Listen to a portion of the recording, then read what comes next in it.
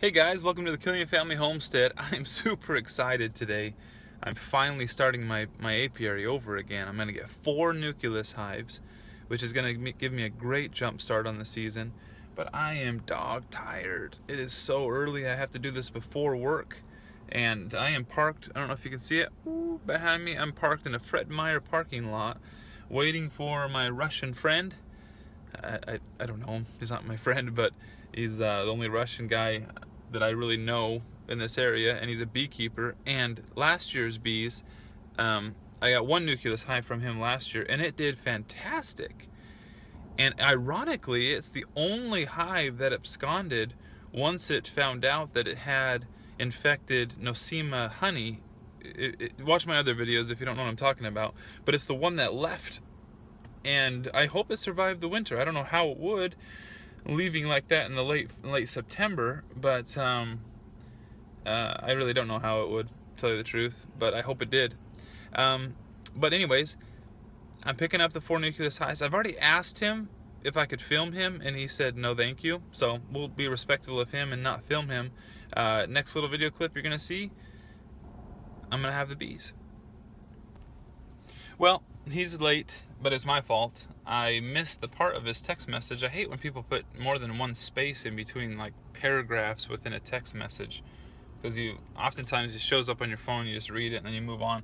But he put a few spaces, and then he put his address down below, and I guess there was a miscommunication on whether we're meeting here or at his house. So just called him. It's 8 o'clock right now. I'm glad I didn't wait 8:05 or 8:10, which is the social norm, just to wait until he's late. But I gave him a call just to be impatient and realize the confusion. And so he's coming in about 15 minutes, so it should be good. Hey guys, like I told you, here are the 4. 1, 2, 3, 4. These are in nuke boxes, meaning there's 5 frames, probably 2 brood frames, a honey frame, a pollen frame, and maybe an empty frame, if it's done right. This breeder is a really good breeder. I'm pleased with him. The product I purchased last year, like I just told you, is a good one. I've got 4. Let's go set it out into the apiary. I see the sprinklers are on, so I got to turn those off first. Here it is. Just one at a time. I'm going to take them over to the apiary. Okay guys, it feels excellent to give you a report that my apiary is back with alive bees. It also feels excellent that this hive still has bees that are alive. There's no queen in it, and so that's why it was so important to get these hives here, so I can take a frame of eggs and shift it over into this hive and hopefully perpetuate that. So for those that are watching and following my channel, and you saw the beekeeping video where I opened up every hive and discovered that so many of them were dead, and I thought I had lost this one too. It's kind of an emergency situation, but there still are bees alive in there.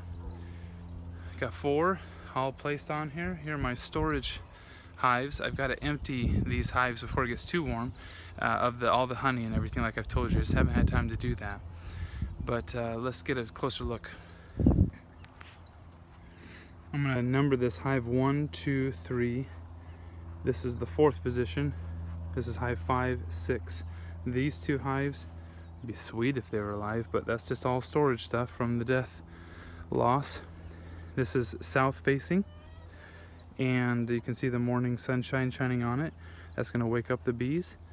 This sprinkler right here shoots in a half moon, and this sprinkler over here reaches just about right here, and so it maintains this dry area so the beehives aren't too wet. It's also far enough away from the kids and neighbors and stuff like that, so there aren't any issues with the bees. Give it a thumbs up, please. I've let them sit for a while, and now I'm going to unbox them.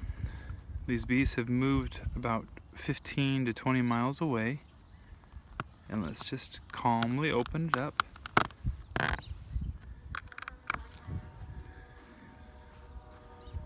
They need some orientation flights. I'm going to open it up just like you saw me do. Just slightly, like that. The reason being is that when I'm ready to really release them,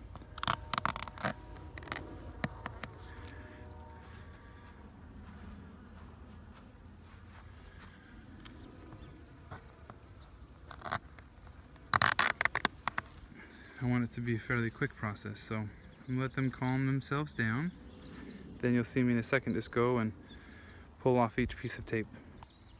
It's been a couple minutes, and I don't know if you can see, but the bees come out and they hover in the front here, and there's orientation flights. They're immediately recognizing that they're not in the same locale as they were before. They hate duct tape, by the way.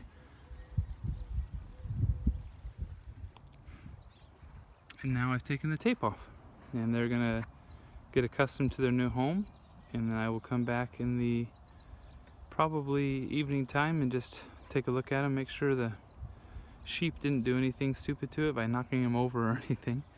Like I said to you, this hive at the end has a handful of bees left, and if I'm lucky, I might be able to combine them within a hive or transfer some eggs over if I think they can incubate them. It's just too cold right now.